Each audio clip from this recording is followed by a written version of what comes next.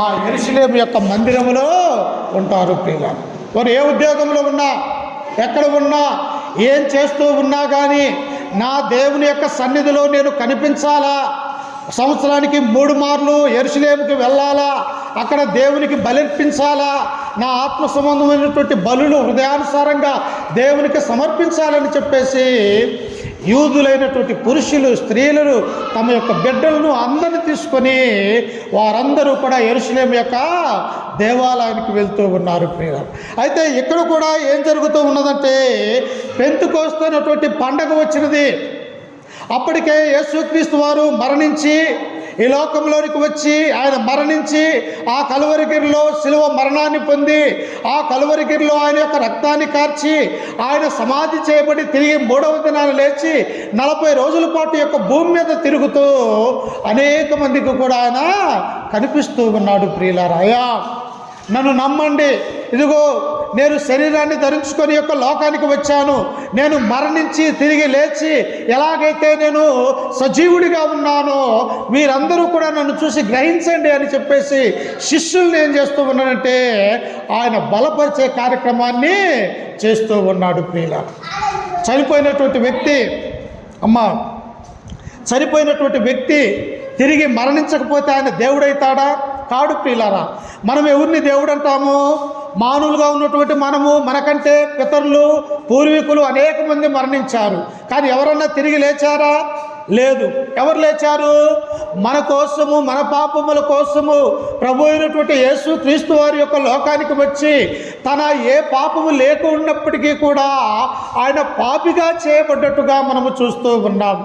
ఆయన ఎటువంటి తప్పు చేయనప్పటికీ కూడా, ఆయన ఎటువంటి నేరము చేయనప్పటికీ కూడా ఆయన పాపిగా యొక్క లోకములో చేయబడ్డట్టుగా మనము చూస్తూ ఉన్నాం. అయితే ఆ యేసుక్రీస్తు వారే మన పాపముల నిమిత్తమై ఆ కలువరిగిరిలో తన యొక్క రక్తాన్ని చిందించినట్టుగా మనము చూస్తూ ఉన్నాం. అందుకనే ఒకసారి చూడండి, పరిశుద్ధ గ్రంథంలో పేతురు రాసినటువంటి మొదటి పత్రిక 1వ అధ్యాయము 18-19 వచనాలని ఒకసారి చదువుకుందాం. చూడండి ఒకసారి. పేతురు రాసినటువంటి మొదటి పత్రిక 1వ అధ్యాయము 18-19 వచనాన్ని, పితృపారంపర్యమైన మీ వ్యర్థ ప్రవర్తనను విడిచిపెట్టునట్టుగా వెండి బంగారముల వంటి క్షయ వస్తువుల చేత మీరు విమోచింపబడలేదు కానీ, చూడండి ఇక్కడ అపోస్తలుడైనటువంటి పేతురు మనతో మాట్లాడుతూ ఉన్నాడు ప్రియులారా. ఓ క్రైస్తవ సంఘమా, యేసుక్రీస్తును నమ్ముకున్నటువంటి క్రైస్తవులారా, ఇదిగో మీ హృదయములలో ఆలోచించవలసినటువంటి విషయము ఏమిటంటే, మీరు ఎలాగూ రక్షింపబడ్డారు, మీరు ఎలాగూ దేవునిలోనికి వచ్చారు అన్నటువంటి విషయాన్ని గురించి పేతురు వారికి సెలవిస్తూ, పితృపారంపర్యమైన మీ వ్యర్థ ప్రవర్తనను విడిచిపెట్టినట్టుగా వెండి బంగారముల వంటి క్షయ వస్తువుల చేత మీరు విమోచింపబడలేదు. దేని ద్వారా మనం విమోచింపబడలేదు? పాపమనే బంధకాలలో దేవునికి దూరస్తులైనటువంటి మనము ఈ లోకములో అన్యులుగా, దేవుడు లేనటువంటి వారిగా, ఈ లోకములో అసలు ప్రభు అంటే ఎవరు, తండ్రి అయినటువంటి దేవుడు ఎవరు, ఇదిగో పరిశుద్ధాత్మ దేవుడు ఎవరు, యేసుక్రీస్తు కుమారుడు ఎవరు అన్నటువంటి విషయాలు తెలియనటువంటి మానవులుగా ఉన్నప్పుడు ప్రియులారా, దేవుణ్ణి పరిచయం చేయటానికి ప్రభు అయిన యేసుక్రీస్తు వారు ఈ లోకానికి ఆయన ఒక కుమారుడుగా వచ్చినట్టుగా మనము చూస్తూ ఉన్నాం. అందుకని ఇక్కడ ఏమంటూ ఉన్నాడు, మీరు దేని చేత విమోచింపబడలేదంటే వెండి బంగారముల వంటి, మనకు ఎలాంటివి? వెండి కానీ బంగారం కానీ మన యొక్క జీవితంలో విలువైనటువంటి వస్తువులు. వెండిని బంగారాన్ని ఎవరైనా కూడా ఎక్కడంటే ఎక్కడ పడేస్తారా? ఎక్కడ కూడా పడేయరు. ఎందుకు? ఈ లోకంలో మానవులకు అది విలువైనటువంటిది ప్రియురాల. కానీ ఇక్కడ పేతురు అంటూ ఉన్నారు, వెండి బంగారములైనటువంటి చేత మీరు క్షయమైనటువంటి వస్తువుల చేత, అవి ఎలాంటివంట? క్షయమైనటువంటి ఈ యొక్క లోకములు దేవుని యొక్క దృష్టిలో పనికిమాలినవి, దేవుని యొక్క సృష్టిలో ఈ లోకంలో ఉన్నదంతా కూడా నాశనమైపోతుంది, అవి క్షయమైనటువంటివి అన్నటువంటి విషయాన్ని తెలియపరుస్తూ మీరు వాటి చేత విమోచింపబడలేదు. నిజంగా మనము దేని ద్వారా మనం విమోచింపబడ్డాము? ఈ లోకంలో క్రైస్తవురాలిగా ఈ లోకంలో దేవుని నమ్ముకున్నటువంటి బిడ్డలుగా మనం ఉన్నామంటే మనము దేని చేత విమోచింపబడ్డాము అంటే అక్కడ పేతురు కింద వచనంలో మనకు తెలియపరుస్తూ ఉన్నాడు. చూడండి, ఆయన అమూల్యమైన రక్తము చేత అనగా నిర్దోషమును నిష్కలంకమునగు గొర్రె పిల్ల వంటి క్రీస్తు రక్తము చేత విమోచింపబడితిరని మీరు ఎరుగుదురు కదా. చూశారా? దేని చేతంట? అమూల్యమైనటువంటి రక్తము. నీనా రక్తములో పాపం ఉన్నది ప్రియులారా. నీనా రక్తము దేనికి కూడా పనికిరానటువంటి రక్తము. ఎందుకు? లోకంలో ఉన్న వారందరూ కూడా పాపులు అన్నటువంటి విషయాన్ని దేవుని యొక్క గ్రంథం మనకు సెలవిస్తూ ఉన్నది కనుక ఒక మానవుని రక్షించడానికి మరొక మానవుని యొక్క రక్తము సరిపోదన్నటువంటి విషయాన్ని ఈ గ్రంథము తెలియజేస్తూ దేని ద్వారా మీరు విమోచింపబడ్డారు, దేని ద్వారా మీ యొక్క పాపం అనే బంధకాలు తెంపుకొని మీరు దేవుని యొద్దకు వచ్చారంటే అమూల్యమైనటువంటి రక్తము చేత అన్నాడు శేఖరు. ఏ రక్తము? అమూల్యమైనటువంటి రక్తం అనగా కొనలేనటువంటి రక్తము.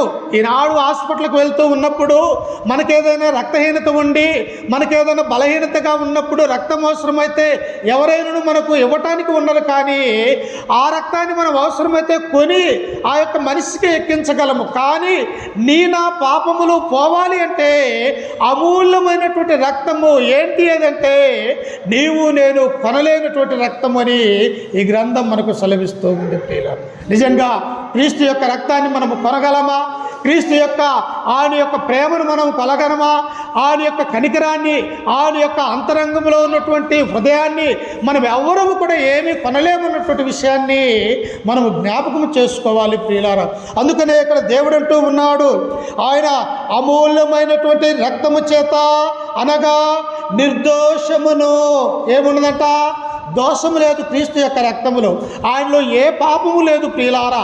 పాపమనే లోకంలో ఆయన 33 సంవత్సరాలు జీవించినప్పటికీ కూడా మనవలే ఆయన ఏ పాపము చేయనటువంటి వాడిగా మనలాగా మనము పాపముతో నిండి ఉన్నాం, అపరాధములతో నిండి ఉన్నాం, దేవునికి దూరమైనటువంటి బిడ్డలుగా ఉన్నాం.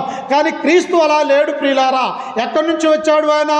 పరలోకములో తండ్రి వద్ద నుండి ఈ లోకంలోనికి ఆయన ఒక కుమారుడిగా శరీరాన్ని ధరించుకున్న వాడిగా క్రీస్తు ప్రభు యొక్క లోకానికి వచ్చాడు. కానీ అందుకనే దేవుడు ఇక్కడ ఏమంటూ ఉన్నాడంటే ఆయన ఇదిగో నిర్దోషమును నిష్కలంకము, ఆయన ఏ దోషము కూడా లేదన్నాడు.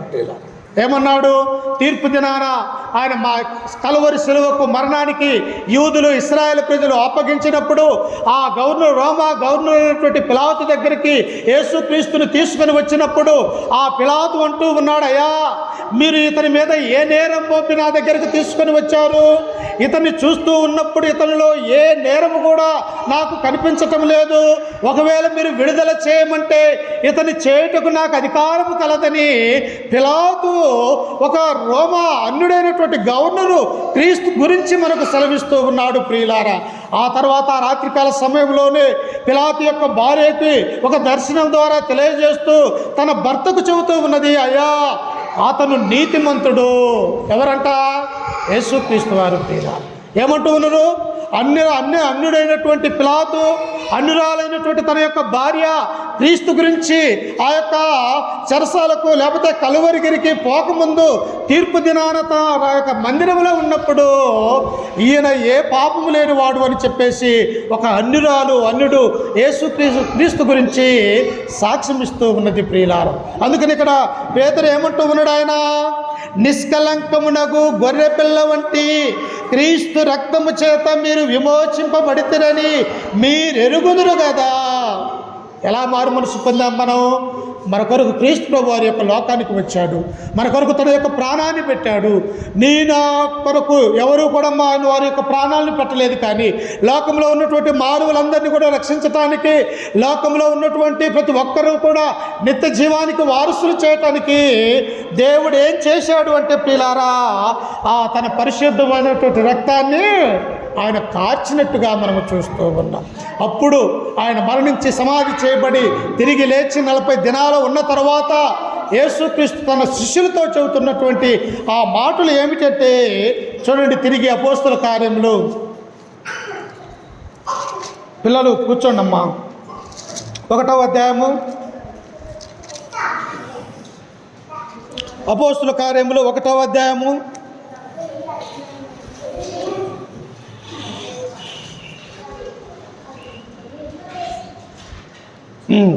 6వ వచనం.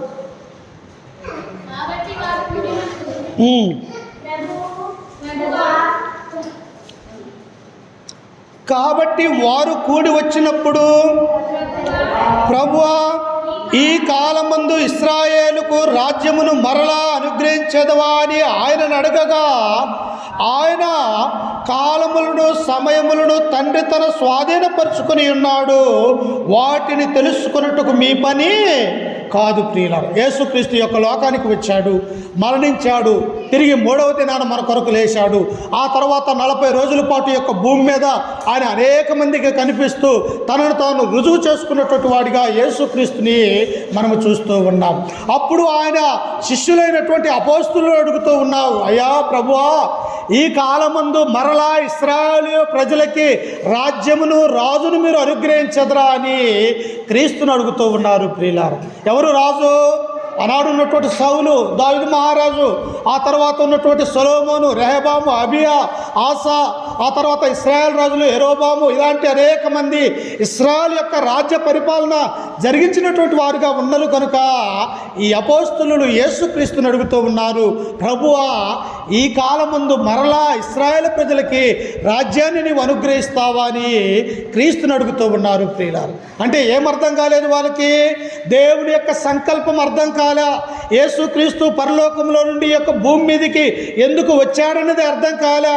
ఆయన 33 సంవత్సరాల యొక్క లోకములో దేవుని యొక్క రాజ్య సువార్త బోధించినటువంటి విషయము ఈ అపోస్తులకు అర్థం కాక, ఆయా రాజ్యాన్ని మరలా మాకు అనుగ్రహించదవా అని అడుగుతూ ఉన్నాడు. ప్రియులారా, ఈనాడు కూడా మనం చూడండి, ఎందుకు దేవుని యొక్క సన్నిధానానికి వస్తూ ఉన్నాము, ఎందుకు తిరిగి వెళ్ళిపోతూ ఉన్నాము, అసలు క్రీస్తులో ఉన్నటువంటి యొక్క అనేకమైనటువంటి ఆయన సంకల్పం ఏమిటో అర్థము తెలియనటువంటి వారిగా మన యొక్క జీవితంలో కూడా మనం ఉంటూ ఉన్నాం.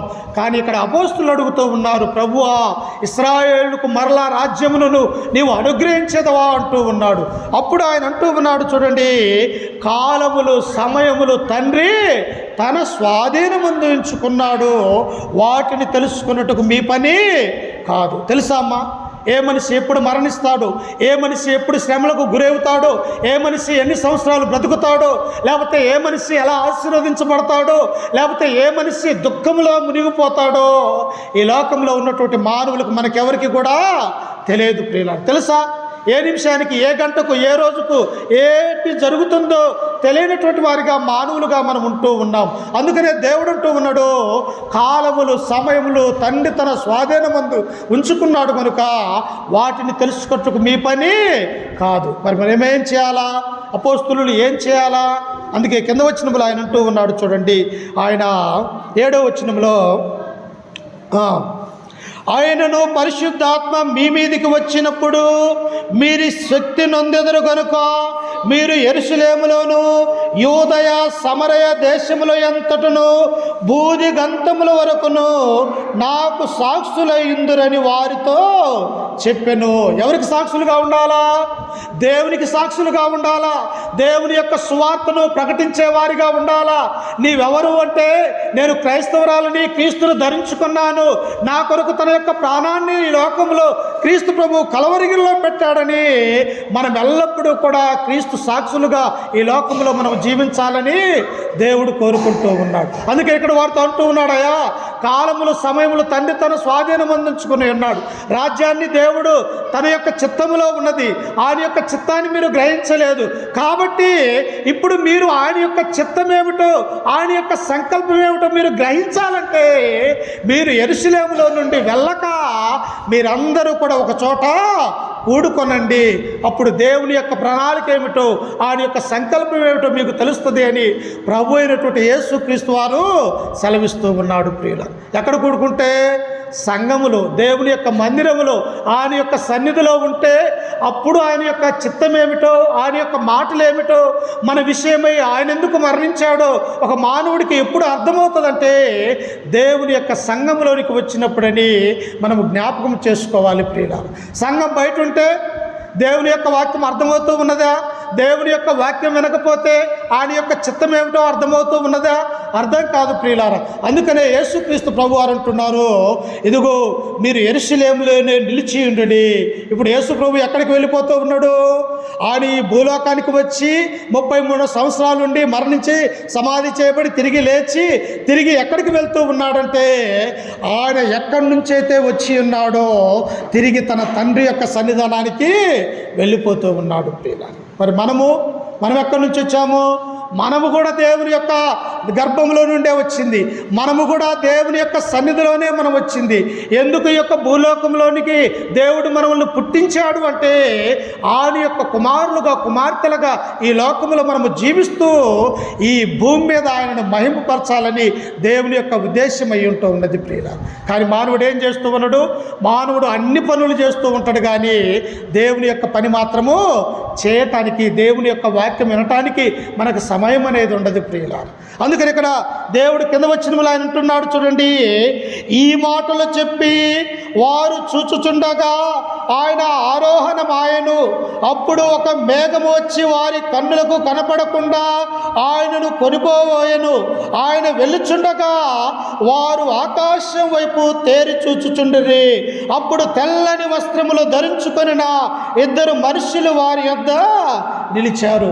ఎప్పుడైతే యేసుక్రీస్తు వారు తన శిష్యుల యొద్దకు ఈ మాటలు చెబుతూ ఉన్నారు, అయ్యా మీరు యెరూషలేములోనే ఉండండి, యెరూషలేములోనే కూడుకొనండి, ఇదిగో ఆదరణకర్తనే పరిశుద్ధాత్మ దేవుణ్ణి మీ హృదయంలోనికి నేను పంపిస్తాను, అప్పుడు మీరు సర్వసత్యంలోనికి ఎలా నడిపించుతారో మీరు తెలుసుకుంటారు, కనుక మీరందరూ కూడా ఒకే చోట కూడుకొని ఉండండి అని యేసుక్రీస్తు వారు సెలవిచ్చాడు. వీళ్ళేమంటూ ఉన్నాడు? ఈయన ఆకాశం వైపు వెళ్ళిపోతూ ఉన్నాడు.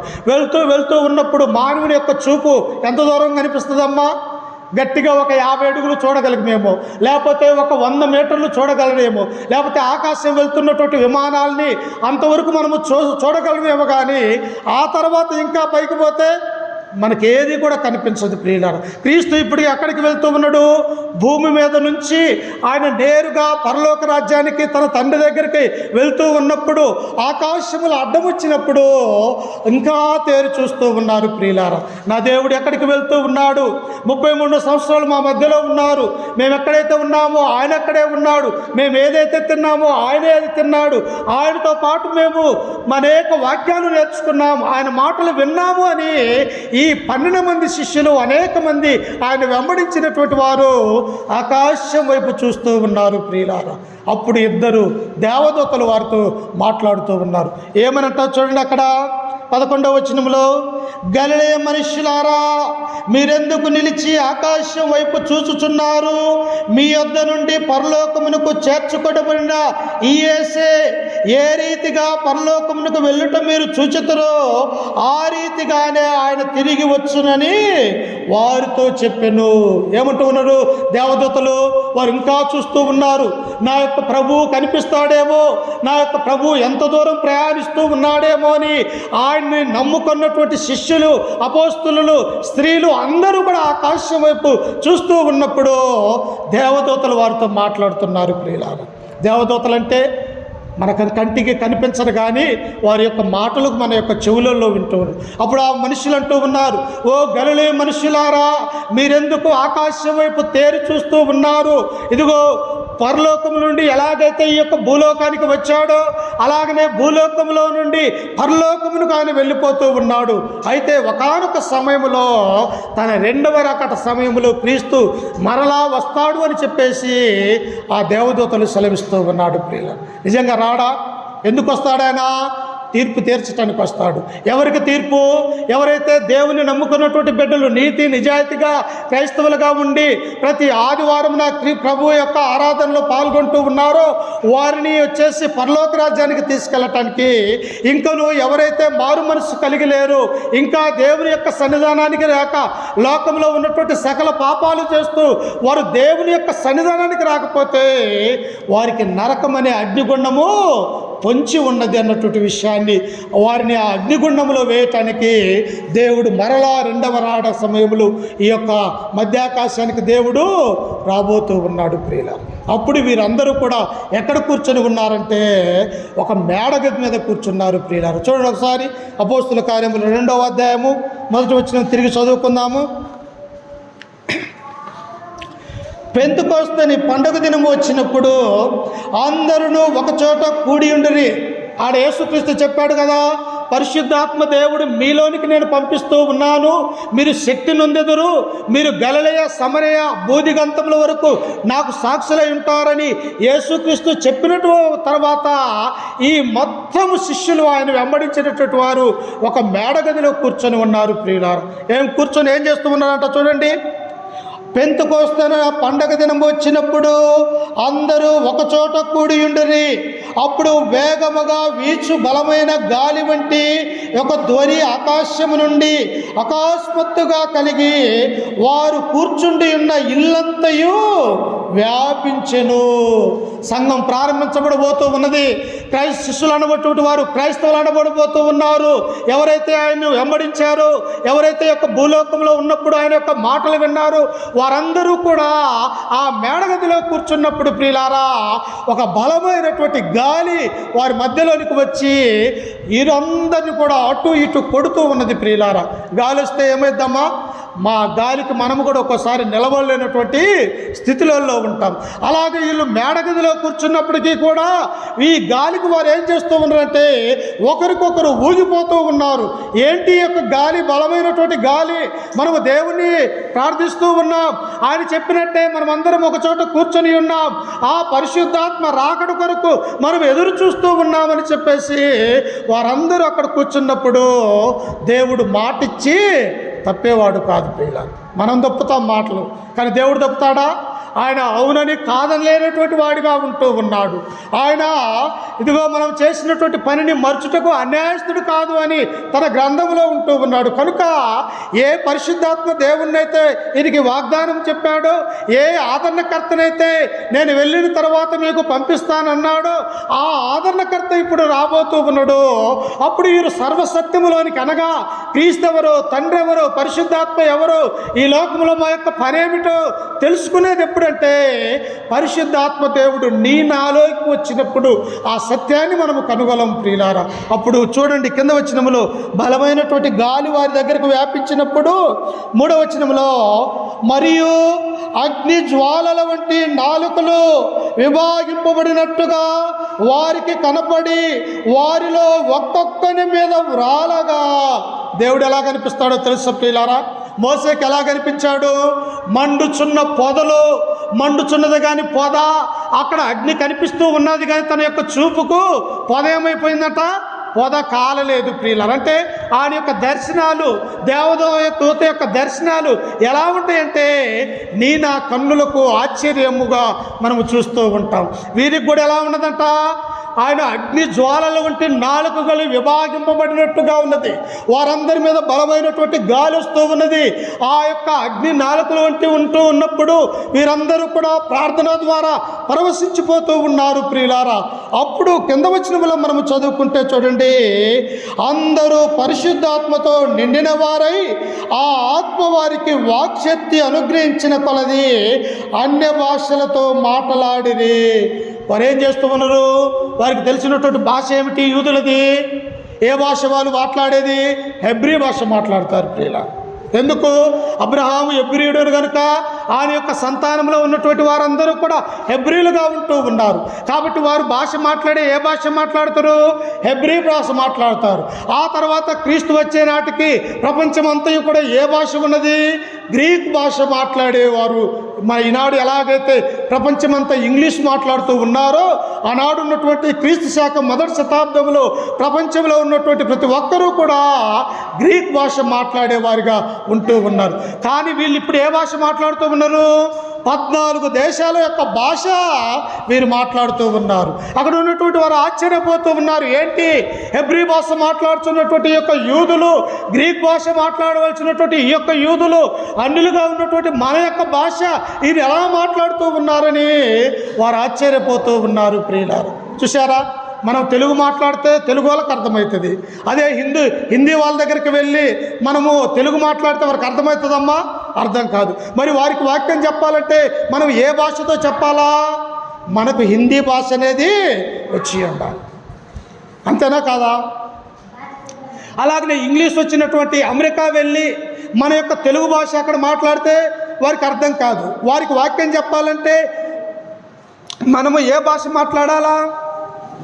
ఇంగ్లీషు నేర్చుకునే వారిగా ఉండాలి. ప్రియులు, ఇక్కడ ఇశ్రాయేలు ఆయన నమ్ముకున్నటువంటి బిడ్డలు ఏ భాష మాట్లాడుతూ ఉన్నారంటే 14 రకాల కలిగినటువంటి భాషలు పరిశుద్ధాత్మ వారికి అనుగ్రహించినట్టుగా మనము చూస్తూ ఉన్నాం. చూసారా, దేవుని యొక్క చిత్తం ఏమిటో, దేవుని యొక్క ఆలోచన ఏమిటో. ఎక్కడో వీళ్ళు చేపలు పట్టుకునే జాలర్లుగా ఉన్నారు, ఎక్కడో మురికి కాలువలలో వారి యొక్క జీవితాన్ని కొనసాగిస్తూ ఉన్నారు.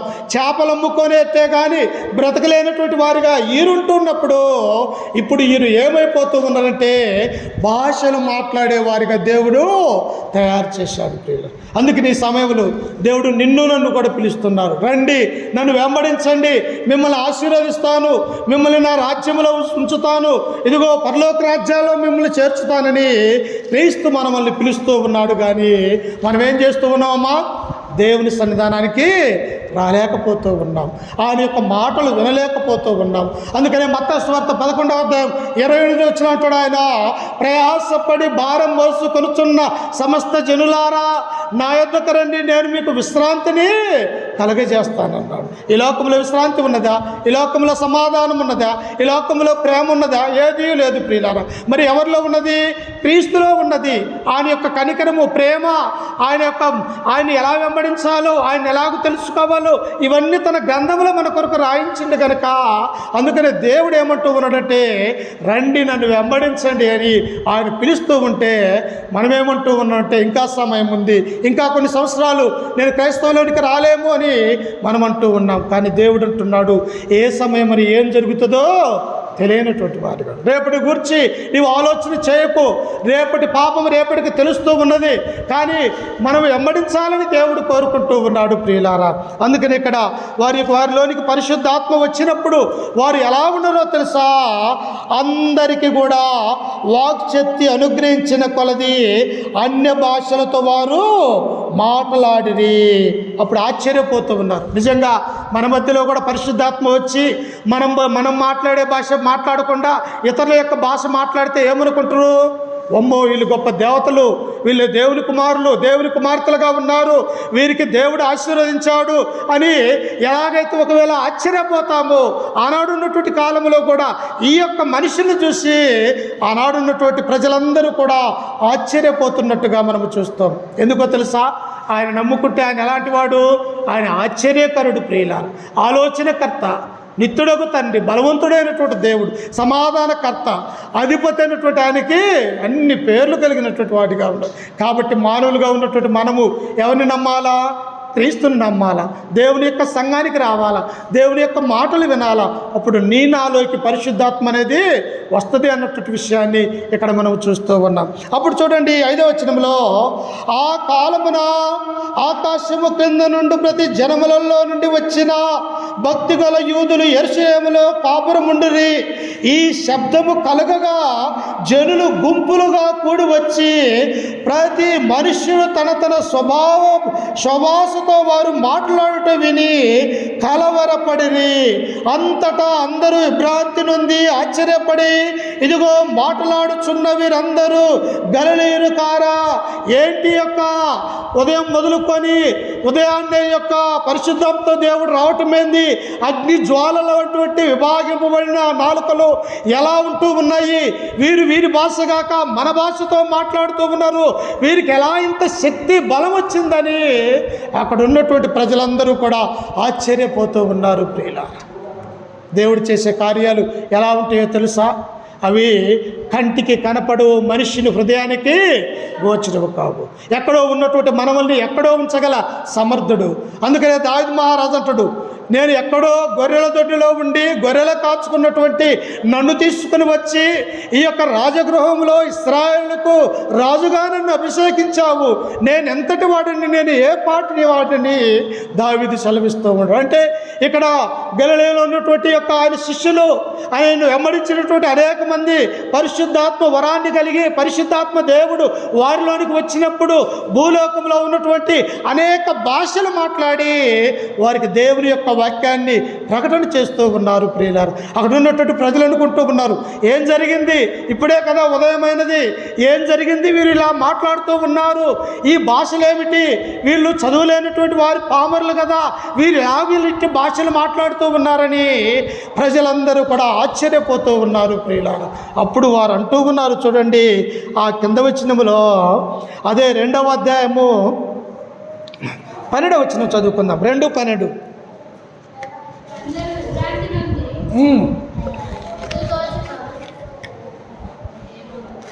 చూడండి ఒకసారి వినండమ్మా.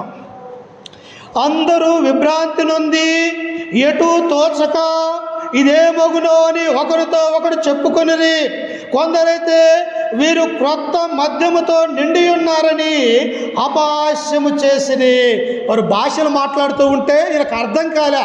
ఏంటి, చదువులేనటువంటి వీళ్ళు ఇంగ్లీష్ మాట్లాడుతూ ఉన్నారు, చదువులేనటువంటి వీళ్ళు అరబ్ దేశంలో ఉన్న హిందీ మాట్లాడుతూ ఉన్నారు, చదువులేనటువంటి వీరు తమిళం మాట్లాడుతూ ఉన్నారు, చదువులేనటువంటి వీరు ఇన్ని రకాలమైనటువంటి భాషలు ఎలా మాట్లాడుతూ ఉన్నారని చెప్పేసి వారి కన్నులకు ఆశ్చర్యం కలిగినది. ప్రియులారా, అప్పుడు కొంతమంది అంటూ ఉన్నారు, ఎవరు, దేవుని నమ్ముకున్నటువంటి వారు, దేవుని నమ్మలేనటువంటి ప్రజలు అంటూ ఉన్నారు, వీరు మద్యముతో అనగా సారాయి దాగేలాగా మాట్లాడుతూ ఉన్నారని ఆయన యొక్క శిష్యులను అన్నారు. ప్రియుల, చూశారా, క్రైస్తవులుగా ఉన్నటువంటి వీరిని క్రీస్తును ధరించుకొని క్రీస్తు రక్తంలో కడగబడి పరిశుద్ధాత్మ దేవుడు వారు హృదయంలోనికి వచ్చినప్పుడు వీరు అన్య భాషలతో మాట్లాడుతూ ఉన్నప్పుడు వీరు క్రొత్త మద్యము చేత త్రాగి మత్తులై ఉన్నారు అని చెప్పేసి అపహాస్యం అనేది చేస్తూ ఉన్నారు. ప్రియుల, ఈనాడు కూడా అపహాస్యం చేస్తూ ఉన్నారా? మనం ప్రార్థనకు రావాలంటే ఇతరులు అపహాస్యం చేస్తూ ఉంటారు. ఇప్పుడే ప్రార్థనకు వెళ్ళి నువ్వేం చేయగలవు? మనం ఇంకా అనుభవించవలసినది చాలా ఉన్నది. ముసలి ప్రయాణ దేవుని యొక్క మందిరానికి వెళ్ళొచ్చు కదా, ఇప్పుడే ఎందుకు వెళ్ళాలని ఆటంకపరిచేవారు నీ జీవితంలో ఉండవచ్చు. ఇంకా కొంతమంది నిన్నటి వరకు నీ యొక్క జీవితము పాపభరితమై ఉన్నది కదా, ఇలా కొత్తగాను వెళ్తూ ఉన్నావే అని ఇంకా మనల్ని అపహాస్యం చేసేవారిగా ఉన్నారు. ప్రియులారు, మీరే కాదు, నా యొక్క జీవితంలో కూడా అనేకమైనటువంటి అపహాస్యాలు నేను ఎదుర్కొన్నాను. ప్రియులారు, ఎందుకో తెలుసా? ఎవరైతే దేవుని నమ్ముకుంటారో, ఎవరైతే క్రీస్తులోనికి ఉండాలో, భయభక్తులుగా కలుగుతామో, వెంటనే లోకంలో ఉన్నటువంటి సాతాను ఏం చేస్తుంది? ఇతరుల ద్వారా అపహాస్యం అనేది చేస్తూ ఉన్నది. మనల్నే కాదు, యేసుక్రీస్తును సైతము కూడా అపహాస్యం చేశారు కలువరిగిరిలో. ఎలాగా? నీవు దేవుడు అంటూ ఉన్నావు, దేవుని కుమారుడు అంటూ ఉన్నావు, నీవు దేవుడు అయితే నిన్ను నువ్వు రక్షించుకో, మమ్మల్ని రక్షించమని శిలువ మీద ఉన్నటువంటి దొంగ అన్నాడు. అంటే అది అపహాస్యం. ఇంకా అపహాస్యం ఏం చేశారు? ఈతను ఈ లోకంలో ఉన్నప్పుడు ఈ దేవాలయాన్ని పడగొట్టి 3 దినాలలో కడతానన్నాడు. ఏమైనది యొక్క యేసు బ్రతుకు? శిలువ మీద ఉన్నాడు అని చెప్పేసి ఆనాడు ఉన్నటువంటి యూదులు క్రీస్తును అపహాస్యం చేశారు. ప్రియులారా, ఇప్పుడు ఎవరిని అపహాస్యం చేస్తూ ఉన్నారు? క్రీస్తు వెంబడి తిరిగినటువంటి అపోస్తులని అక్కడ ఉన్నటువంటి ఇశ్రాయేలు ప్రజలు అపహాస్యం చేస్తున్నట్టుగా మనం చూస్తూ ఉన్నాం. అప్పుడు చూడండి, పేతురు వారితో అంటూ ఉన్నాడు 14వ వచనంలో, అయితే పేతురు ఆ 11 కూడా లేచి నిలిచి బిగ్గరగా వారితో ఇట్లనెను, యూదయ మనుష్యులారా, యెరూషలేములో కాపురము ఉన్న సమస్త జనులారా, ఇది మీకు తెలియగాక చెవియొగ్గి నా మాటలు వినుడి. మీరు ఊహించినట్టు వీరు మత్తులు గారు, ప్రొద్దుబొడిచి జామైన కాలేదు. ఎలా త్రాగుతారనుకుంటున్నారు మీరు? ఎప్పుడు తీస్తారమ్మా మందు షాపులు? ఇప్పుడైనా కానీ ఉదయము 9 గంటలకో లేకపోతే 10 గంటలకో మందు షాపులు తెస్తారు. మనము 6 గంటలకే వెళ్ళి కూర్చున్నా కానీ వారి టైం ఎంత? 9 గంటలకు వచ్చి ఆ షాపు ఓపెన్ చేస్తాడు. అందుకనే పేతురు అంటూ ఉన్నారు, ఓ యూదులారా, సమస్త జనులారా, నా మాట ఆలకించండి. ఇదిగో పొద్దుబొడిచి జామైన కాలేదు. అంటే ఒక రోజుకు 4 జాములు ఉంటాయి. అంటే 3 గంటలు కలిసి ఒక జాము అన్నప్పుడు ఆ జాము 9 గంటలు కూడా కాలేదు కదా, వీళ్ళు ఎలా మందు తాగారు అని చెప్పేసి ఆ పేతురు అంటూ ఉన్నాడు ప్రియులారా. కానీ ఇంటరా అపహాస్యం చేసేవాళ్ళు ఎవరు కూడా వినరు ప్రియులారా. ఎందుకు? దేవుని యొక్క ప్రేమ వారిలో లేదు. యేసుక్రీస్తు అంటే వారికి తెలియదు. వారు నిజమైనటువంటి భక్తి పరులు కాదు కనుక, వారు నామకార్థమైనటువంటి క్రైస్తవ జీవితాన్ని జీవిస్తూ ఉన్నారు కనుక దేవుని యొక్క శక్తి కానీ ఆయన యొక్క అద్భుతాలు కానీ వారికి అర్థం కాలేదన్నటువంటి విషయాన్ని పేతురు జ్ఞాపకం చేస్తూ ఉన్నాడు ప్రియులారా. అప్పుడు కింద వచనములో చూడండి, పొద్దుబడిచి జామైన కాలేదు, యోవేలు ప్రవక్త ద్వారా చెప్పబడిన సంగతి ఇదే, ఏమనగా అంత్య దినములందు నేను మనుషులందరి మీద నా ఆత్మను కుమ్మరించెదను. ఎప్పుడు కుమ్మరిపిస్తాడంట దేవుడు? అంత్య దినములలో అని దేవుడు చలవిస్తూ ఉన్నాడు ప్రియులారా. చూశారా, యోవేలు ప్రవక్త ద్వారా ఎప్పుడో కొన్ని వందల సంవత్సరాల క్రితము అంత్య దినములలో మనుషులందరి మీద నా ఆత్మను నేను కుమ్మరించేదను అని చెప్పేసి ఒక ప్రవక్త ద్వారా దేవుడు సెలవిస్తే ఆ ప్రవక్త వచనము ఎప్పుడు నెరవేరిందంటే క్రీస్తు శాఖ మొదటి శతాబ్దంలో ఈ ప్రవచనము యెరూషలేము యొక్క మందిరములో ఆ ప్రవచనం నెరవేరింది ప్రియులారా. ఒకసారి చూడండి ఆ ప్రవచనాన్ని. యోవేలు గ్రంథము 2వ అధ్యాయము 28వ వచనం చదువుకుందాం. ప్రవక్తల గ్రంథములలో యోవేలు గ్రంథము 2వ అధ్యాయము 28వ వచనం. ఆ ప్రవచనం ఏడుందో మనం తెలుసుకోవాలి ప్రియులారా.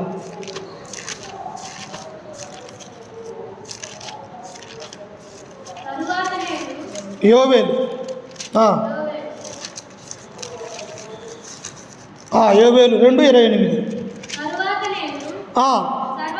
తరువాత నేను సర్వజనుల మీద నా ఆత్మను కుమ్మరింతును, మీ కుమారులను మీ కుమార్తెలను ప్రవచనములు చెప్పుదురు, మీ ముసలివారు కలలగందురు, మీ యవనస్తులు దర్శనములు చూతురు. ఎప్పుడో యోవేలు యొక్క ప్రవక్త ద్వారా తండ్రి అయినటువంటి దేవుడు, అయ్యా అంత్య దినములలో నా ఆత్మను మనుషుల మీద కుమ్మరించదను, మీకు పుట్టబోయే కుమారులు ప్రవశిస్తారు, ముసలివారు కలలగంటారని కొన్ని వందల సంవత్సరాల క్రితం దేవుడు సెలవిచ్చాడు ప్రియులారా.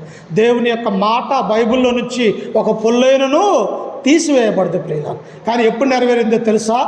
ఆ అంత్యదినములైనటువంటి క్రీస్తు రాకటే అంత్యదినాలు ప్రియులారా. మనం ఇప్పుడు అంత్యదినాలలో ఉన్నాం. ఏ కాలంలో ఉన్నాము? క్రీస్తు రాకటే అంత్యదినాలైతే అంత్యదినాల కాలంలో మనం నివసిస్తూ ఉన్నాం. అప్పుడు మనుషులందరి మీద తన యొక్క ఆత్మను కుమ్మరించినప్పుడు యవ్వనస్తులు ఇక్కడ ఏం చేస్తూ ఉన్నారంటే భాషలతో మాట్లాడుతూ దేవుని యొక్క వాక్యాన్ని ప్రవచనాలు చేస్తూ ఉన్నారు. దాన్ని ప్రజలు ఏమంటూ ఉన్నారు? తప్పుపడుతూ ఉన్నారు. ప్రజలు ఏమంటూ ఉన్నారు? వీళ్ళు సారాయి దాగి మత్తు దాగి ప్రవచన చేస్తూ ఉన్నారంటున్నారు. అప్పుడు పేతురు అంటున్నాడు, అయ్యలారా, మీరెందుకు ఇట్టి ఆలోచన చేస్తూ ఉన్నారు? పొద్దుబడిచి జామైనను కాలేదు, వీరు క్రొత్త మద్యము తాగినారని మీరెందుకు హేళన చేస్తూ ఉన్నారని పేతురు వారిని ఖండిస్తూ ఉన్నారు ప్రియులారా. అంటే దేవుని యొక్క వాక్యం అంటే వారికి ఏమైపోయిందంట? హేళన అయిపోయింది. దేవుని యొక్క సన్నిధానం ఈనాడు చూడండి, అనేక మంది దేవుని యొక్క మందిరానికి వస్తూ కూడా సారాయి తాగొచ్చేవాళ్ళు ఉన్నారు. ఇది మందిరం అని తెలుసు కూడా దీంట్లోనికి వచ్చేవారు ఉన్నారు ప్రియులారా. తప్పు కదా? దేవుని యొక్క సన్నిధానంలో ఎవరుంటారు? పరిశుద్ధాత్ముడు ఉంటాడు. దేవుని యొక్క సన్నిధానంలో ఏముంటవి? పరిశుద్ధ గ్రంథాలు ఉంటాయి. దేవుని యొక్క సన్నిధానంలో ఎవరుంటారు? క్రీస్తు రక్తం చేత కడగబడ్డటువంటి క్రైస్తవులు పరిశుద్ధ సమూహంలో కూర్చొని ఉంటారు. దేవుడు మనల్ని ఏమన్నాడు తెలుసా? చూడండి, కొరింథీయులకు రాసినటువంటి పత్రిక 1వ అధ్యాయం 1వ వచనాన్ని చదువుకుంటే దేవుడు మనల్ని ఏమన్నాడో ఇక్కడ అపోస్తున్నటువంటి పౌలు మనకు సెలవిస్తూ ఉన్నాడు. 1:1 దేవుని చిత్తము వలన యేసుక్రీస్తు యొక్క అపోస్తులుడుగా నుండుటకు పిలువబడిన పౌలును, సహోదరుడైన సొస్తెనేసును కొరింథీలోనున్న దేవుని సంఘమునకు, అనగా క్రీస్తు యేసునందు పరిశుద్ధ పరచబడిన వారై పరిశుద్ధులుగా ఉండుటకు పిలువబడిన వారికి మనల్ని ఎలా పిలిచాడంటే దేవుడు, మన పాప జీవితము, లోకంలో ఉన్నటువంటి జీవితం పాప జీవితం అయి ఉండొచ్చు, కానీ ఒక్కసారి దేవుని యొక్క మందిరంలో మనం అడుగుపెట్టామంటే, ఒక్కసారి క్రీస్తు యొక్క రక్తంలో కడగబడి మనం బాప్తిస్మం అనే కార్యక్రమం ద్వారా మనం ఎప్పుడైతే సంఘములో చేర్చబడ్డాడంటే, ఇప్పుడు మనం అందరం కూడా ఏమైపోతామంటే దేవుని యొక్క పరిశుద్ధుల బిడ్డలుగా ఈ లోకంలో జీవిస్తాం ప్రియుల. ఇది ఎరగక అపోస్తున్నటువంటి పేతురు వారు అన్య భాషలతో మాట్లాడి ప్రవచనాలు చెబుతూ ఉన్నప్పుడు వీరు క్రొత్త మద్యముతో నిండి ఉన్నారని పరిశుద్ధుల యొక్క సమూహాన్ని వారు హేళన చేస్తూ ఉన్నారు ప్రియుల. అందుకనే దేవుడు అంటాడు, నన్ను తిట్టండి, నా యొక్క తండ్రిని తిట్టండి, కానీ పరిశుద్ధాత్మకు విరోధముగా మాట్లాడిన వాడికి ఈ లోకమందైనను పరలోకమందైనను వాడికి స్థానం లేదు ప్రియుల. అంటే పరిశుద్ధాత్మ గురించి మనం తప్పుగా మాట్లాడకూడదు. వారిలోనికి పరిశుద్ధాత్మ వచ్చినది, వాళ్ళు ప్రవశిస్తూ ఉన్నారు, అన్య భాషలతో మాట్లాడుతూ ఉన్నారు, వారు దేవుని యొక్క వాక్యాన్ని ప్రకటన చేస్తూ ఉన్నప్పుడు అక్కడ ఉన్నటువంటి అందరూ కూడా ఆశ్చర్యపోతున్నట్టుగా మనం చూస్తూ ఉన్నాం ప్రియులారా. నా జీవితంలో కూడా ఒకసారి చూడండి, మోకరించి ప్రార్థన చేయండి, నువ్వెంత అనుభవం పొందుతావో. ఒక గంట మోకరించి ఆ పరమందున్నటువంటి దేవునికి ప్రార్థన చేయి, నీ కుటుంబం ఎంత ఆశీర్వదించబడుతుందో నీవు నీ యొక్క హృదయానికి ఆలోచించలేనంతగా దేవుడు ఆయన ఆశీర్వదించబోతూ ఉన్నాడు ప్రియులారా. ఇక్కడ ఆయన శిష్యులు కూడా ఆ పరిశుద్ధాత్మ భాషలతో మాట్లాడినప్పుడు పేతురు వారికి సెలవిచ్చాడు, అయ్యలారా, వీరు పొద్దుబడిచి జామైనను కాలేదు, మీరు కొత్త మద్యము తాగి ఉన్నారని ఎందుకు హేళన చేస్తూ ఉన్నారని వారిని అడుగుతూ ఈ యొక్క ప్రవచనాన్ని తెలియపరుస్తూ ఉన్నాడు. ఏమని? అంత్యదినముల యందు నేను నా మనుషులందరి మీద నా ఆత్మను కుమ్మరించెదను, మీ కుమారులను మీ కుమార్తెలు ప్రవచించెదరు, మీ యవ్వనస్తులకు దర్శనములు కలుగును, మీ వృద్ధులు కలలు గందురు. ఆ దినములలో నా దాసుల మీదను నా దాసురాండ్ల మీదను నా ఆత్మను కుమ్మరించెదరు గనుక వారు ప్రవచించెదరు. మనమందరం కూడా క్రీస్తు దాసులం ప్రియులారా. ఆయన యొక్క సేవ చేసేవారిని, ఆయనలో ఉండేవారిని, ఆయన యొక్క సంఘములో మనం బలపడ్డటువంటి వారిగా ఉంటూ ఉన్నాం. అందుకనే దేవుడు ఎవరిని ఏర్పరచుకున్నారో తెలుసా? ధనవంతులను ఏర్పరచుకొనలేదు, లేకపోతే గొప్ప ఉన్నతమైనటువంటి వారిని ఏర్పరచుకొనలేదు, లేకపోతే గొప్ప జ్ఞానవంతులను దేవుడు తన శిష్యులుగా ఏర్పరచుకోలేదు. ఎవరిని ఏర్పరచుకున్నాడు? చేపలు పట్టే జాలర్లని, చదువులేనటువంటి పామర్లని దేవుడు ఏర్పరచుకున్నాడు. అందుకని ఈ సమయంలో చివరికి ఒక మాట చదువుకొని ముగించుకుందాం. చూడండి, కొరింథీయులకు రాసినటువంటి మొదటి పత్రిక 1వ అధ్యాయము ఎలాంటి వారిని దేవుడు ఏర్పరచుకున్నాడో చూడండి ఒకసారి.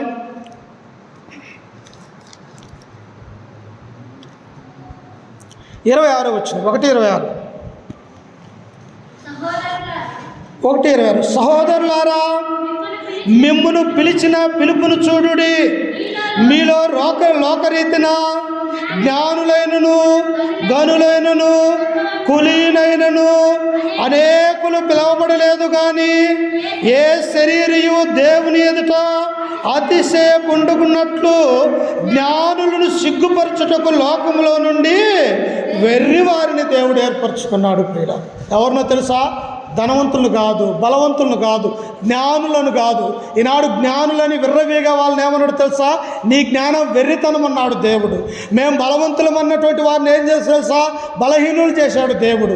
అందుకనే ఏ శరీరం కూడా దేవుని ఎదుట గర్వపడకుండా జ్ఞానులను సిగ్గుపరచుటకు దేవుడు లోకంలో నుండి వెర్రి వారిని ఏర్పరచుకున్నాడు. చూసారా? ఆయన ఏర్పరచుకుంది అలాంటి వారిని తెలుసా?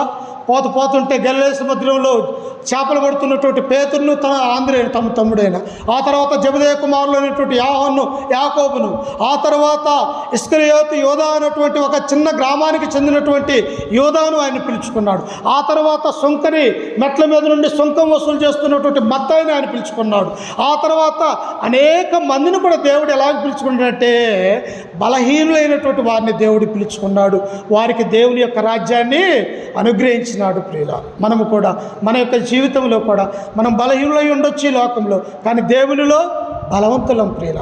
అందుకనే పౌలు అంటాడు, నేను ఎప్పుడు బలహీనుడయ్యాను నేను అప్పుడే నా దేవునిలో నేను బలవంతుడైతానంటూ. అంటే ఎప్పుడైతే మనం శారీరకంగా బలహీనులుగా ఉంటామో, ప్రార్థన చేయండి, మనం ఎంత బలంగా తయారవుతామో దేవుడు తన గ్రంథాన్ని సెలవిస్తూ ఉన్నాడు. కనుక ప్రియులారా, ఎందుకు దేవుడు పరిశుద్ధాత్మ దేవుని యొక్క లోకానికి మనం పిలిచాడంటే ఆయన యొక్క సంకల్పం ఏమిటంటే మనమందరం కూడా సంఘముగా దేవుని యొక్క సన్నిధిలో ఉండాలని, ఆయన యొక్క వాక్యాన్ని నేర్చుకోవాలని, క్రీస్తు యొక్క శరీరాన్ని రక్తాన్ని మనమందరం కూడా భుజించాలని, పరిశుద్ధులుగా ఈ లోకంలో ఉండటానికి దేవుడు పిలిచాడు. కనుక మనమందరం ఇప్పుడు ఏమైపోయాము?